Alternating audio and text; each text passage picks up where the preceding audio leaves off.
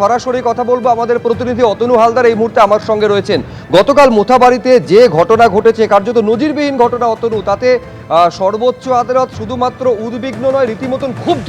আমি তোমার কাছে প্রথমে জানতে চাইবো, কি বললো আজকে সর্বোচ্চ আদালত, কি নির্দেশ? দেখো, প্রথমে যেটা বলি যে সর্বোচ্চ আদালত মানে দেশের সুপ্রিম কোর্ট এবং একদম প্রধান বিচারপতির বেঞ্চ, সুপ্রিম কোর্টের প্রধান বিচারপতি সূর্যকান্ত এবং বিচারপতি জয়মাল্য বাগচির বেঞ্চ গতকাল রাতে মালদার মোথাবাড়িতে যে ঘটনা ঘটেছে, যেভাবে 7 জন জুডিশিয়াল অফিসারকে ঘন্টার পর ঘন্টা বিডিও অফিসে আটকে রাখা হয়েছে এবং তারপর শেষে রাত্রি 12টা নাগাদ তাদের সেখান থেকে বের করা হয় পুলিশ ফোর্স দিয়ে, এবং তাদেরকে বের করে নিয়ে যাওয়ার সময় যেভাবে তাদের কনভয়ের ওপর অ্যাটাক হয়েছে, তা নিয়ে রীতিমতো ক্ষুব্ধ সুপ্রিম কোর্ট। এতটাই ক্ষুব্ধ, তাদের পর্যবেক্ষণের মাধ্যমে বুঝিয়ে দিয়েছেন এবং যে রায় দিয়েছেন তা দিয়েও বুঝিয়ে দিয়েছেন। সেটা হচ্ছে যে রায় দিয়েছে, আমি তোমায় প্রথমেই বলি, সুপ্রিম কোর্টের প্রধান বিচারপতি ডিভিশন বেঞ্চের রায় হচ্ছে গতকাল রাতের ঘটনা সিবিআই কিংবা এনআইএর মতো কোনো নিরপেক্ষ সংস্থাকে দিয়ে তদন্ত করে দেখতে হবে যে কেন এই ঘটনা ঘটলো। তদন্ত কে করবে, সিবিআই না এনআইএ, সেটা ঠিক করবে election commission of India.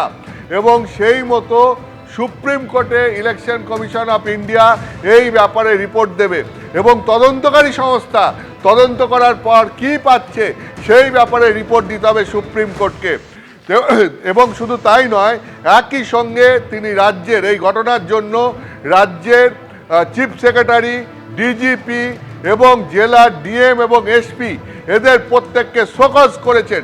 Supreme court show cause করলো রাজ্যের চিফ সেক্রেটারি, ডিজিপি, ডিএম এবং এসপিকে। কেন এই ঘটনা ঘটলো সেটা ব্যাখ্যা করে জানাতে বলা হয়েছে। শুধু তাই নয়, আগামী 6 এপ্রিল সুপ্রিম কোর্টে এই মামলার পরবর্তী শুনানি রয়েছে।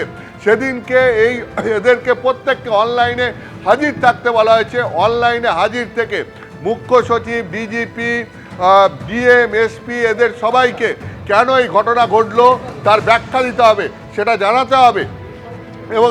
এবং সেই সঙ্গে সঙ্গে আমি তোমাকে বলছি যে আরও যেটা বিষয়, যে এই জুডিশিয়াল অফিসাররা রাজ্য জুড়ে যারা কাজ করছেন এসআইআরের, প্রায় 700 জন জুডিশিয়াল অফিসার যারা এসআইআরে কাজ করছেন, এই 700 জন জুডিশিয়াল অফিসারের নিরাপত্তা সুনিশ্চিত করতে বলা হয়েছে।